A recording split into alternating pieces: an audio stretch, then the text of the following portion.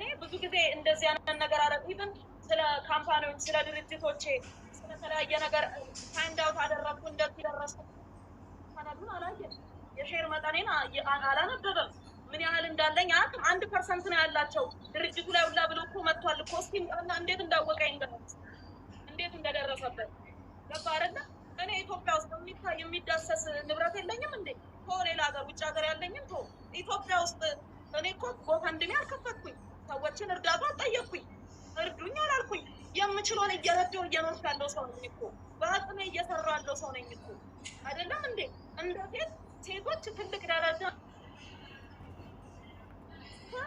መንግስትንም ህዝብንም አገርንም አምነ ኢንቨስት አደርጋለሁ ብለህ ገንዘብህን ይዘህ ከውጭ ሀገር ነው ገንዘብ ያመጣሁት አይደል ገንዘብ ይዤ መጣሁ ገባህ እኔ አሁን በምን መተማመኛ ነው ሌላ ሰው መጥቶ ይሄንን ነገር ሊያደርግ የሚችለው በምን መተማመኛ ነው ሌላ ሰዎች መጥቶ ኢንቨስት የሚያደርጉት እንዴት ነው የሚሰሩት ገባህ የመጣ ኢንቨስተር የመጣ ዲያስፖራ በጠቅላላ ኦልሞስት ኢትዮጵያ 90% የሚያክለው እኮ ንብረቱን ጥሎ ባዶ እጁን እኮ አብዶ ነው የሚወጣው ይሄ ነገር እስከ መቼ ነው የሚቀጥለው መንግስት ደግሞ ማለት ነው ውስጡ የተሰበሰቡትን እነዚህ ሌላ የተለየ ዓላማ ያላቸው የተለየ አጀንዳ ሊኖራቸው ይችላል እሱን እግዚአብሔር ወቀው ወይም መንግስት የሚድረስበት እዛ ጉዳይ ላይ ማለት ነው እነዚህ ሰዎች ላይ እርምጃ ሊወስድ ይችላል ይገባዋልም ያስፈልጋሉ እኔ ግን በምችለው መጠን በንጽህና ነገሮችን ገባ በንጽህና ለመስራት እየሞከርኩ ነው ነገሮችን እያስተካከልኩ ለመስራት እየሞከርኩኝ ነው ብዙ ጊዜ ሶሻል ሚዲያ ላይ ሲናገሩ መልስ ማንሰጠው አንደኛ አይመጥኑኝም እነዚህ ሰዎች ደረጃዎቼም አይደሉም ለምን እኔ በነጭ ላቤ አፈር ድብኝ ቁጭ በጥፍሌ አፈር ቆፍሬ መኖር ሰው በረከት ማለት ነው እነሱ ደግሞ ኮይን ምናምን ለቃቅመው የሚኖሩ ሰዎች ናቸው በልመና የሚተዳደሩ ሰዎች ናቸው በዘመናዊ ልመና ማለት ነው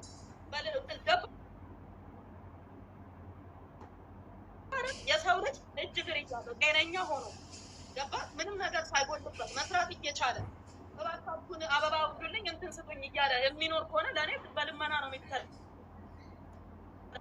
ገባ በልመና ነው የሚኖር ብዬ ላስብ ይችላል ነገር ግን እኔ ልንገርህ አሁንም ገባ እውነት የመጨረሻ ልነግርህ ይችላል በእውነት እኔ በኢትዮጵያ ተስፋ ቆርጫለሁ በጣም ነው ተስፋ የቆረጥኩት ለምን በቃ ተስፋ ኖሮኝ ነው የመጣሁት ልሰራ ነው የመጣሁት ማንም ሰው ተነስቶ እስቲ እኔ አወንታን ዛሬ ልጠይቀው እስቲ ሚዲያ ላይ እኔ በረከት አሁንም እደግመዋለሁ 3 ትምህርት ቤት ገንብቻለሁ ምገባ ማዕከል ገንብቻለሁ አረጋውያንን እጦራለሁ አዲስ ምገባ ማዕከል ከአዋሬና ከፒያሳ ለተነሱ የልማት ተነሾች ለሚኩራ ላይ እየገነባው እገኛለሁ ክሊኒክ ገንብቻለሁ ብዙ ወገኖቼን እደግፋለሁኝ በተለያየ ነገር ደግፋለሁ 1400 ሰራተኞችን ቀጥሬ እያሰራሁ ነው የስራ እድል ፈጥሬያለሁ እሱ አንድ ነገር አስተዋጽኦ ያደረገው ከማውራት ቁጭ ብሎ ተጥዶ 5 ብር ደሞዝ ክፈሉኝና አንድ ብር ደሞዝ ክፈሉኝ ከማለት የተለያዩ ሪል ስቴቶችን እያፈራሩ ገንዘብ ከመቀበል የተለያዩ ግለሰቦችን ስማችሁን አጠፋለሁ እያለ ገንዘብ ከመቀበል ውጪ ማለት ነው አንድ የሰራውን ቁም ነገር ይናገር እስቲ ይናገር እኔ የሚታይ የሚዳሰስ የሰራው ስራ አለ ጫካ ገብቼ ሴጣን ብቻውን መግባት የሚፈራበትን ጫካ ገብቼ መኪና ውስጥ እያደርኩኝ አልምቻለሁ ውሃ ከረጅም ኪሎ ሜትር አምጥቻ አልምቻለሁ ሪዘርቫየር ቆፍሬያለሁ ውሃ አጠራቅሜ ሰርቻለሁ ገባህ አይደለ ለወገኖቼ የስራ በር ከፍቻለሁ ግልጽ የሚታይ የሚዳሰስ ነገር ነው የሀገሬን ግብር እከፍላለሁ ገባህ አይደል ኢንካም ታክስ እከፍላለሁ የሰራተኛ የስራ ታክስ እከፍላለሁ እሱ የከፈለውን ታክስ ያሳየን የሰራውን ስራ ያሳየን የረዳውን ቶ 20 ሚሊዮን ብር ተለምኜ እምቢ አልኩ ይላል እንደ 5000 ብር ተልኮለት እኮ የተቀበለውን 5000 ብር ለሁሉም ብር የወሰደውን እኮ ላኩልኝ ለሰዎቹ ታስረው ነው ያሉት ምናልባት ባላንስ አይደለም ይልቅ የታሰረ ሰው መልስ መስጠት በማይችልበት ሁኔታ ማለት ነው 20 ሚሊዮን አይደለም 2 ብር የሚቀበል ሰው እኮ ነው 5 ብር ደሞዝ ክፈሉኝ ያለ ሰው ነው አላኩልም እንደ የጻፈልኝን ነገሮች አላኩልም ብዙ ነገር ጽፎልኝ የለ ብር ካልሰጠሽኝ ብሎ የጻፈልኝን እኔ አላሳየውም በራሱ ቁጥር ስክሪንሾት አላረኩም ቁጥሩ የሱ አይደለም ብር ካልሰጠሽኝ ስምሽን አጠፋለሁ ብሎ የጻፈልኝን ስክሪንሾት አድርጌ አልሰጠው ቢመጣ ኖሮ ግን እንድታሳየው ፈልግ ነበር አላደረኩም ካለ ስልኩ አለ ገባህ ሊዋሽ አይችልም ግን እኔ በረከት ሴት የልጆች እናት ነኝ ለኢትዮጵያውያን ሴቶች ተስፋ ነኝ ገባህ ለብዙ ዲያስፖራዎች ተስፋ ነኝ ኢትዮጵያ ውስጥ መስራት እንደሚቻል የማሳይ ሞዴል ነኝ ገባህ አይደለ ኢትዮጵያ ውስጥ ልንገር ከባድ ቶተራ ያለ ሰዎችን የሚያመጡ ትውልድ የሚያመክን የሚሰራን ሰው የሚያመክን ከባድ ሾተላ ገባ አይደለ? በጣም መጥፎ ነገር ነው። የሚሰራን ሰው መምታት በጣም ነውር ነው። እውነቴን ነው የምነግርህ። በጣም ዝም ያልኩት እኮ ዝም ያልኩት ምንም አያደርግልኝም። ከነሱ ጋር ከብቻ አልለፋለፍም ብዬ ነው ገባ። ግን ዛሬ የልቤን እናገራለሁ። በረከት እኔ ማለት ነው ለሀገር ለልጆቼ ለቤተሰቦቼ ክብር የሆንኩኝ ኩራት የሆንኩኝ ገባ ካደለ ራሴን እንደ አድዋ አርበኛ ነው የምቆጥረው። አድዋ ላይ እንደተፋለሙት አርበኞች ነው ራሴን የምቆጥረው። አሁንም ልንገርህ፣ አዎ አዝኛለሁ።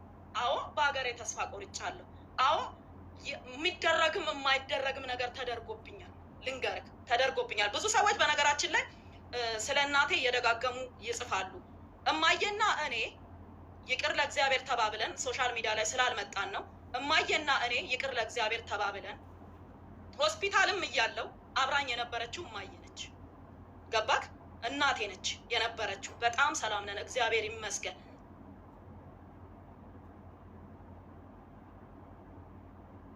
ሌላ ቀን ደግሞ አይዣ ትመጣለች ራሷ ማለት ነው። ስላልፈለገች ነው ሚዲያን እንጂ ብትፈልግ አመጣታለሁ እማዬ። ስለዛ ምንም አይነት ግጭት የለብንም፣ ምንም አይነት ችግር የለብንም። ቤተሰባችን ሰላም ነው። እማዬም ሰላም ነች፣ ምንም ችግር የለባትም። እግዚአብሔር ይመስገን። ሶሻል ሚዲያ ላይ ተፋቀርን አብረነን ብለን ማሳየት ስላልፈለግን አልፈልግም ማለች መብቷ ነው፣ እሷ ደግሞ ማለት ነው።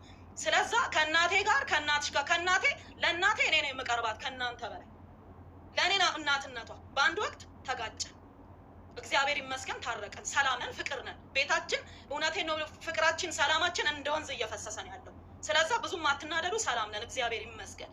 ቀጥሎ ደግሞ ማለት ነው የሆነ ሰው መጥቶ ሊቀርብ ነበረ፣ ሰነድ ሊያውቅ ይኸው ዛሬ መጥቻለሁ፣ ቀጥሬሃለሁ። አወንታ መጥተህ መግለጽ ነበረብህ። መጥተህ እኔ ሰነድ አምጥቼ ሞግትክ ነበረ።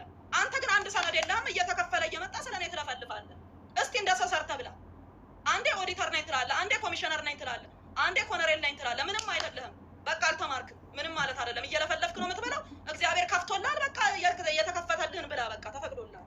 ችግር የለም። የኢትዮጵያ ሕዝብ ምስኪን ነው። ለለማኙም ለምኑም ይሰጣል። ካለው ከመቀነቱ እያወጣ የኢትዮጵያ ሕዝብ ይሰጣል፣ ይረዳል። ታውቃለህ። የኢትዮጵያ ሕዝብ ከጉለቱ ነው ለሕዝብ የሚረዳው።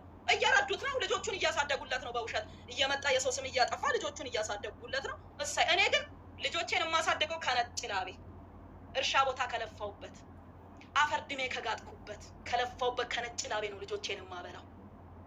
እየኖር ካለሁት በነጭ ላቤ በልፋቴ አፍሪካ ሀገር አውሮፓ ቻይና ለቻይና ተንከራትቼ ባገኘሁት ገንዘብ ከን ባለቤቴ አንዴ ዩኤን አንዴ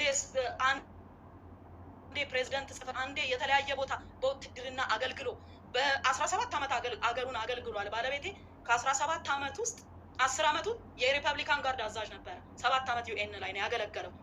ሀይ ኢንድ የሆነ የሴኩሪቲ እውቀት ያለው የሚሰራ ብዙ ነገር የሚያደርግ ዝቅ ብሎ ቤተሰብ የሚያገለግል የሚሰራ ሰው ነው። አየርላንድ ብትሉ ሴኩሪቲ ላይም ፕሮፐርቲ ላይም አለንበት።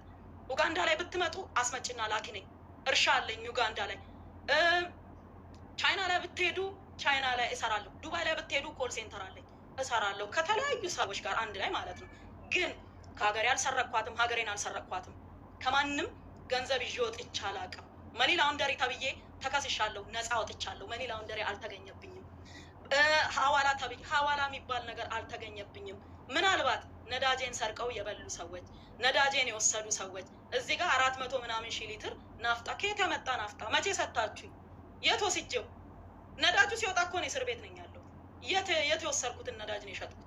ስለዛ ያልሸጥኩትን ያልወሰድኩትን ነዳጅ እንደዚህ ብሎ መናገር በጣም ከግፍም ግፍ ከነውርም ነውር ነው።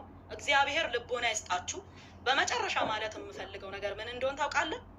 በእኔና ይሄን ድርጊት በፈጸሙ ሰዎች የህግ አካልም ይሁን ግለሰቡም ይሁኑ ባለሀብትም ይሁኑ እግዚአብሔር በመካከላችን ይፍረድ። ሰማይና ምድርን የፈጠረ ጌታ፣ የጉልበቶች ሁሉ አለቃ የሆነ የጌቶች ሁሉ ጌታ የሆነ እግዚአብሔር በእኔና በዚህ ድርጊት ፈጻሚዎች መካከል ገብቶ ፍርዱን ይስጥ። እግዚአብሔር ደግሞ ላይቭ ነው። ከኔ የወሰዱት ገንዘብ፣ ከኔ ለሰረቁት ገንዘብ፣ ከኔ ላጭበረበሩት ገንዘብ ህግን ከለላ አድርገው የህግ ሰው ነን ብለው ላደረጉት ነገር ማለት ነው። በእውነት ሌላ ነገር አልልም። እግዚአብሔር መታከሚያ ያርግላቸው ገንዘቡ። ሌላ ምንም ነገር አልልም። ስለዛ ተወስዶብኛል። እኔ የማንንም አልወሰድኩም፣ እነሱ ግን ወስደውብኛል። በተረፈ ደግሞ ማለት ነው እኛ አገሪቷ ህግ አላት፣ መንግስት አላት አይደል?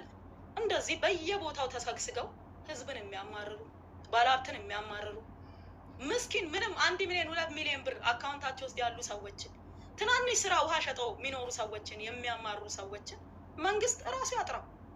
ነገ ከነገ ወዲያ ነገሮችን ያስተካክላሉ ብዬ ተስፋ አደርጋለሁ። እውነታችን ይወጣል ብዬ ተስፋ አደርጋለሁ። የኔም እውነት ይወጣልኛል ብዬ ተስፋ አደርጋለሁ። በጣም ተስፋ አደርጋለሁ። ለምን ብሎ የሚጠይቅ ሰው እንደሚመጣ ተስፋ አደርጋለሁ። ይሄ ሰነድ የሚያሳየው ነዳጁ እንደተወሰደባትና እንደተሸጠባት ነው። እናንተ ደግሞ ነዳጅ ሸጣለች እያላችሁ ነው፣ ምን ማለታችሁ ነው ብሎ የሚጠይቅ አካል ይመጣል ብዬ ተስፋ አደርጋለሁ። ይሄ ነው ተስፋዬ፣ ሌላ ነገር አልልም። ስለዛ እግዚአብሔር ኢትዮጵያንም ህዝቦቿንም ይባርክ። እውነቴን ነው። ሌላ እምነት ሌላ እግዚአብሔርን የምለምነው አንድ ትልቅ ነገር ምን እንደሆን ታውቃለህ? በሰላምና በፍቅር የኢትዮጵያ ህዝብ 3 እንዲበላ ነው የምመኘው። ትልቅ ነገር ትልቅ ምኞትም የለኝም። የኢትዮጵያ ህዝብ በቀን 3 እንዲበላ ምኞቴ ነው። በሰላም ወጥቶ እንዲገባ ምኞቴ ነው። እግዚአብሔር ከጦርነት ከመጥፎ ነገር ከቸነፈር ከመጥፎ ወሬ እንዲያርቀን ምኞቴ ነው፣ አሁንም ማለት ነው። ስለዛ እኔ አሁንም የምለው ምንድን ነው? እግዚአብሔር እውነቴን እንዲያወጣልኝ እግዚአብሔርን እለምነዋለሁ። ለእግዚአብሔር ሰጥቼዋለሁ። ይኸው ነው። እግዚአብሔርን ማምን ሰው ነኝ። በእግዚአብሔር ላይ ጥሩ ነው። የእምነት ሰው መሆንና ለእግዚአብሔር መስጠት የተፈጥሮም ግዴታ ነው፣ ባህላችንም ነው። ሀገራችንም በብዛት ሰፊ ወስድ እግዚአብሔርን ያምናል። ሁላችንም እግዚአብሔርን ያምናል። ነገር ግን አንድ ያልገባኝ ጥያቄ አለ። በአንድ ወቅት ማንሳት ስላለብኝ ነው። የተከበሩት ክቡር ጠቅላይ ሚኒስትሩ መጽሐፍ ሲያሳትሙ 50,000 ዩሮ ባልሳሳት ዜና ላይ የሰማሁት ነው። የመጽሐፍ ግዢ እንዳካሄድሽ ያሳያል። ሁለተኛ ከተለያዩ ከክልል ባለስልጣናት ከተለያዩ ባለስልጣናት ጋር በስራ ጉዳይ ይገናኙ። ሶሻል ሚዲያ ላይ ብዙ ፎቶዎች፣ አንዳንድ ግለሰቦች ከባለስልጣን ጋር የተነሳሽውን ፎቶ እያደረጉ ታስፈራራለች፣ በገንዘቧ ታስፈራራናለች የሚል እንድምታ ያለው ንግግር ሲናገሩ ይታያል። ግን ፌዴራል ፖሊስ ለሀገር እንግዲህ ጠቅላይ ሚኒስትሩ እሳቸው መጽሐፍ ሲያሳትሙ ይህን ሁሉ አይ ቲንክ የመጀመሪያዋ ኢትዮጵያ ትመስኛለች 50,000 ዩሮ ስታደርጊ እና ይህን ሁሉ እያዩ እንዴት 8 ሚሊዮን ብር የሚገመት የነዳጅ ጥያቄ ሊያቀርቡ ቻሉ? ሁለተኛ ላነሳ የምፈልገው ጥያቄ አዎንታ በርሲሳ ብዙዎች እዚህ ጋር እየጻፉ ስለሆነ እሱን ጥያቄ መጠየቅ ያለብን ራሱ የከሰሰኝን አካል ኦኬ ነው። እዚሁ ለህዝቡ ይለቀቅና ህዝቡ ደግሞ ይጠይቃቸው። መጽሐፉ ክቡር ጠቅላይ ሚኒስቴራችን መጽሐፉን ለምን ሸጡ? እንዴት ተሸጠ? አላማው ምንድን ነው ካልከኝ ላስረዳ እችላለሁ። ኦኬ ገብቶሃል አይደለ? አዎ መጽሐፍ መደመር መጽሐፍ ታትሞ ለገበያ ቀርቧል። ለገበያ ሲቀርብ የመጀመሪያው መጽሐፍ ኦሮሚያ ክልል ላይ የሶፍ ዑመር ዋሻን ለመገንባት እና ባሌ ማውንቴንን ለማደስ ለመገንባት የሽያጩ ገንዘብ እንዲውል ለኦሮሚያ ክልል ተሰጠ። ለኦሮሚያ ክልል ተሰጠ። ጠቅላይ ሚኒስቴሩ ጋር ምንም አይነት ገንዘብ እንዳይሄድ ሙሉ ለሙሉ የመጽሐፉ ሽያጭ ኦሮሚያን በተመለከተ ለሶፍ ዑመር ዋሻ ማደሻ የተለያዩ እንደ ቱር ድርጅት እንግዲህ እንደነገርኩ ኢትዮጵያ ቱር ኦፕሬሽን የኔ ነው። እንደ ቱር ድርጅት ያንን እዛ ጋር ሶፍ ዑመር ዋሻ ሊታደስ ነው፣ ሶፍ ዑመር ዋሻ እንደ አዲስ ሊገነባ ነው፣ ሆቴል ሊሰራ ነው፣ ቱሪስቶች ማረፊያ ሊሰራላቸው ነው ሲባል ደስተኛ ነኝ። ለዛ ደግሞ አዋጥቻለሁ። መጽሐፉ አይደለም የተሸጠው፣ በመጽሐፉ ስም ሶፍ ዑመር ዋሻ ነው የታደሰበት። አንድ ላይ ወደ አፋር ክልል ስንመጣ አፋር ክልል መጽሐፉ ሲሰጥ ጠቅላይ ሚኒስትራችን ለአፋር ክልል የሚገባውን ኮታ መጽሐፋቸውን ሲሰጡ ማለት ነው የአሊሚራ አንፍሬ የድሮ ፕሬዝዳንት ናቸው፣ ንጉሳቸው፣ የእሳቸው ቤተ መንግስት እንዲገነባ በስጦታ ተበረከተ ለአፋር ክልል ማለት ነው። ለአዲስ አበባ ከተማ ሲበረከት ደግሞ ማለት ነው አዲስ አበባ ውስጥ ለወጣቶች ስቴዲየም እንዲገነባ። አሁን እንግዲህ ስቴዲየም በስቴዲየም ሆናለች አዲስ አበባ። የእሳቸው መጽሐፍ ታትሞ ለሽያጭ በቀረበ ሰዓት ማለት ነው አንድም ስቴዲየም የምናውቃቸው ትልልቆቹ ስቴዲየም እንጂ በየሰፈሩ ስቴዲየም አልነበረም። ለዛ መጽሐፉን ሸጣችሁ ስቴዲየም ገንቡበት ብለው ነው ጠቅላይ ሚኒስቴሩ መጽሐፋቸውን የሰጡት። ወደ ሐዋሳ ክልል ወደ ሐዋሳ ደግሞ ሲዳማ ክልል ስንመጣ ደግሞ ማለት ነው የዛኔ ክልሉ ኦልሞስት አልተበተነም በሚባል ደረጃ ነው። ሐዋሳ ታቦር ተራራ ላይ ለወጣቶች መዝናኛ እንዲገነባ መጽሐፉ በስጦታ ተበረከተ። መጽሐፉን የገዛ ሰው በጠቅላላ ሐዋሳ አዲስ አበባ ላይ ከገዛ ስቴዲየም አስገንብቷል። አፋር ላይ ከገዛ የአሊሚራ አንፍሬን ቤተመንግስት ገንብቷል። ኦሮሚያ ላይ ከገዛ ሶፍ ዑመር ዋሻን አድሷል። ገብቷል አይደል? ሐዋሳ ላይ ከገዛ ደግሞ ለወጣቶች መዝናኛ እንዲገነባ ተደርጓል። የአማራ ክልልና የትግራይን አላስታውስም፣ የቤንሻንጉል ምናምን አላስታውስም፣ ግን ለየሁሉም ተሰጥቷል። ለሆነ ዓላማ አውሉት ተብሎ ማለት ነው። መጽሐፉ ለዛ ነው የተሸጠው እንጂ ገንዘቡ ለቤተ መንግስትም ሆነ ለጠቅላይ ሚኒስትራችን ገቢ አልተደረገም። ለምን? ሀቅ ነው። ገብቷል አይደል? እውነት ነው ማለት ልዋሻ አልችልም። ጠቅላይ ሚኒስቴራችን መጽሐፉን ሽጠው ለክልሎች ስጦታ ሰጡ እንጂ ገንዘቡን ሰብስበው ለራሳቸው አልወሰዱ። ስለዛ ሀቅ ስለሆነ እውነታውን ስለማቅ እውነቱን አስረዳለሁ። ስለዛ እኔ ኦሮሚያ ክልል ሶፍ ዑመር ዋሻን ለማስገንባት ያንን ገንዘብ አዋጥቻለሁ። አሁን ተመለሳለሁ።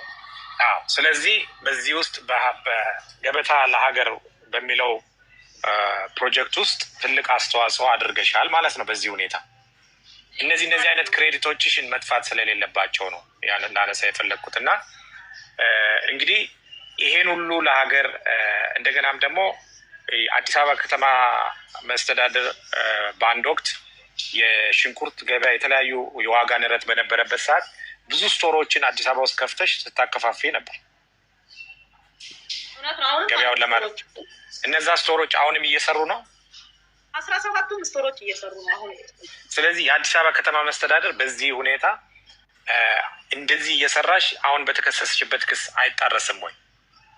በዚህ ጋር ልማቱን እየደገፍሽ በዚህ ጋር ምን መሰለህ አሁን እዚህ ጋር ማለት ነው እውነት ንገሪኝ ካልከኝ ለምን እንደሆነ ይሄ ነገር ለምን እንደተፈጠረ እንዴት እንደሆነ መናገር የሚችሉት ድርጊቱን የፈጸሙ ሰዎች ናቸው።